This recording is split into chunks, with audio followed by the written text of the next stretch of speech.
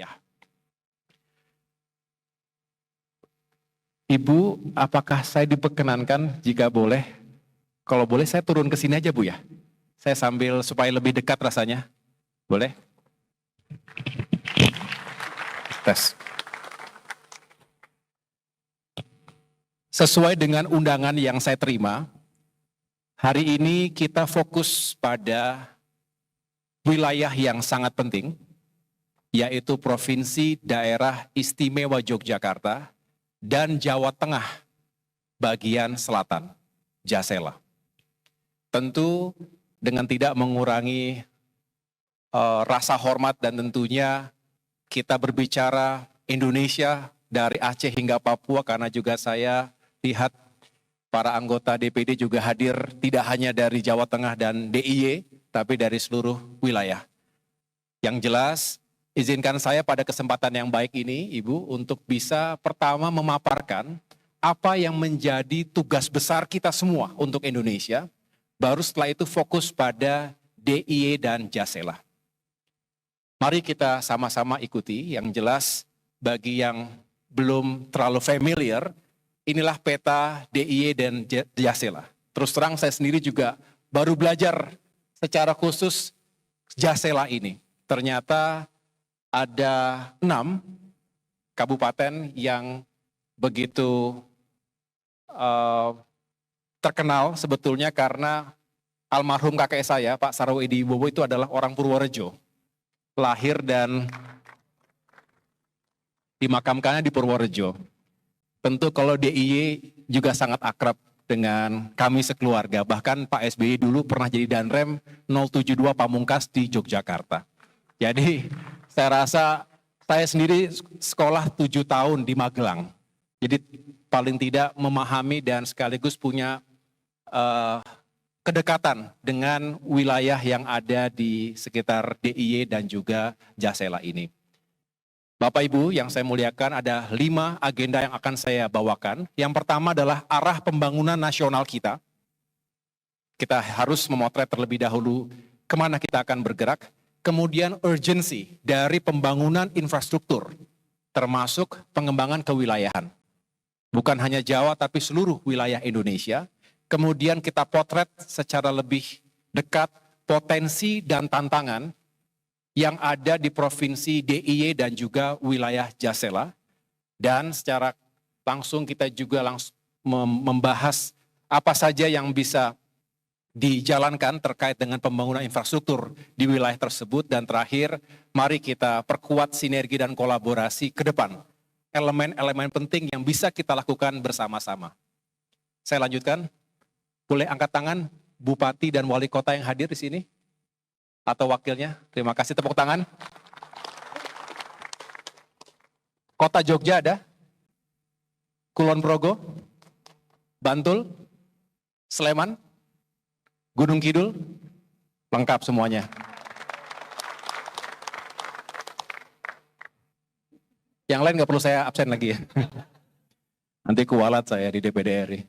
By the way, saya jarang-jarang ke DPD RI, sehingga terima kasih Ibu, saya diundang secara khusus untuk bisa bertatap muka secara langsung. Wah, ada Bung Komeng di sini.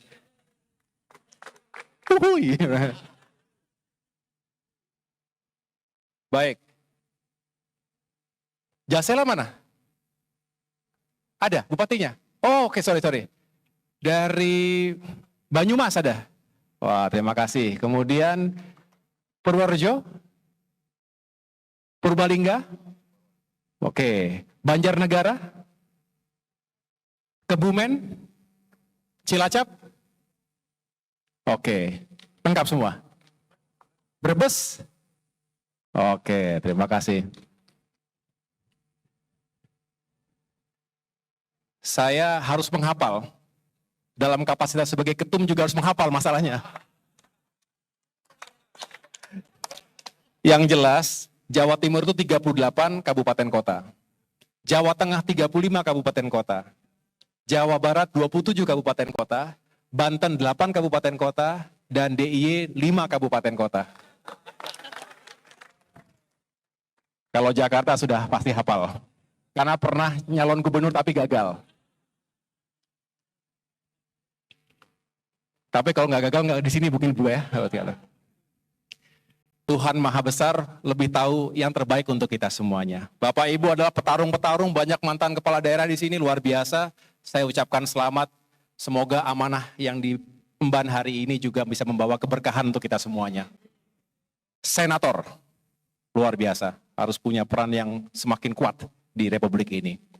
Indonesia saat ini adalah negara yang semakin dipandang oleh negara-negara di dunia. Kita paling tidak menjadi negara terbesar di ASEAN, penduduk kita nomor 4, kita punya bonus demografi, kemudian kita anggota G20, anggota BRICS, kemudian kita juga adalah emerging market, pertumbuhan kita juga cukup signifikan dibandingkan dengan tetangga-tetangga kita, dan kita adalah middle income country. Dan ingat, kita punya sumber daya alam, potensi yang luar biasa sebagai modal penting untuk pembangunan ke depan. Nah, sedangkan kita lihat ekonomi kita, secara GDP kita nomor 16.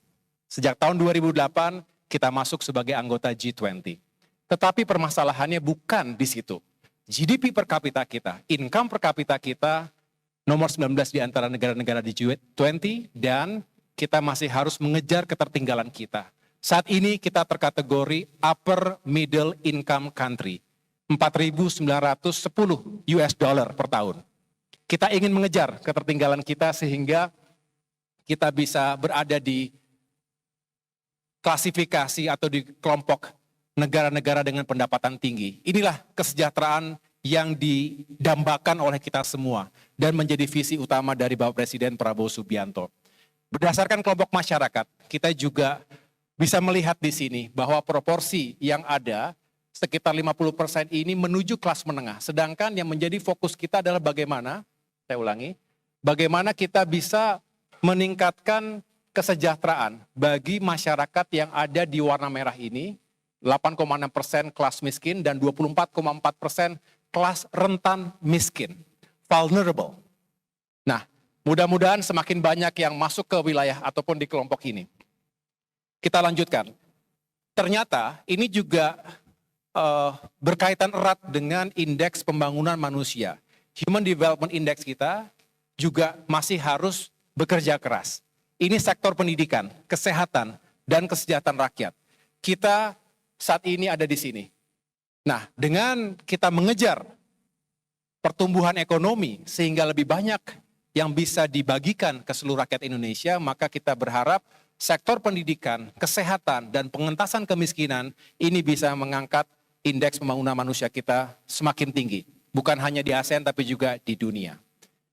Pengangguran kita juga tentu perlu mendapatkan perhatian, lapangan pekerjaan harus dibuka, lapangan pekerjaan yang formal. Nah, hari ini jika dilihat secara lebih detail, ini adalah distribusi pengangguran menurut pendidikan yang ditamatkan oleh anak-anak kita, oleh generasi muda kita terutama. Dan kita harus fokus pada upaya membuka lapangan pekerjaan. Ada dua elemen. Pertama adalah job opportunity, yang kedua adalah job security. Begitu sudah mendapat pekerjaan, kita harus jaga jangan sampai banyak yang harus di PHK.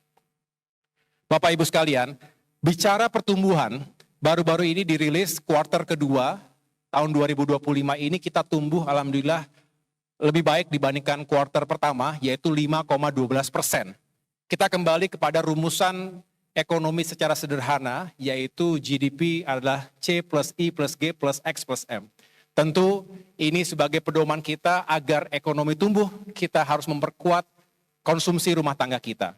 Kita harus memperkuat investasi kita.